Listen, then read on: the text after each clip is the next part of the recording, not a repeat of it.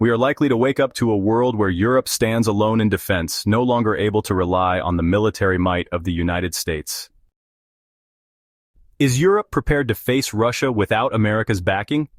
Can European nations unite and mobilize to meet the challenge? Or is the continent unprepared for the harsh realities of modern warfare? Let's dive into the heart of this urgent question and discover why Europe might be on the brink of the biggest defense transformation in decades. So, here's the reality.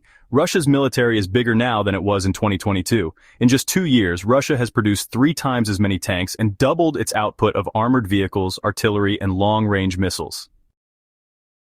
Europe's main threat is clear, and it's time for the continent to stand on its own 2 feet. But can it? Alright, let's talk about the key issues in European defense. Europe's ability to defend itself comes down to 3 main issues. 1. Manpower. There's a recruitment crisis, and it's not unique to Europe. The United States and even China are facing similar challenges. But Russia can still mobilize large numbers of soldiers due to its cultural heritage and higher salaries. 2. Equipment costs. Europe's fragmented military procurement system drives up costs. While Russia and the United States have more centralized production, Europe's costs are inflated by disjointed national priorities. 3. Strategic enablers. Europe lacks critical high-tech capabilities like strategic bombers, long-range logistics, and space-based assets. These are essential for modern warfare, and traditionally have been handled by the United States. The cost of independence is a crucial consideration. So, what's the cost of standing alone?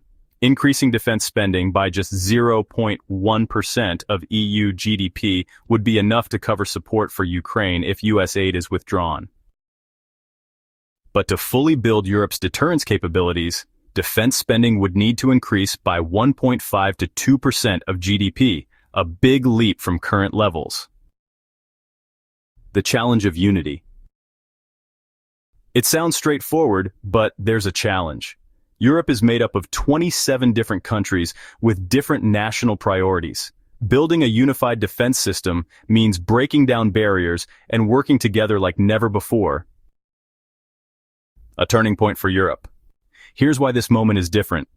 Europe is facing a shock in transatlantic relations. Countries like Poland are already taking the lead in strengthening their defenses. There's a growing realization that the United States can no longer be relied upon as the ultimate safety net.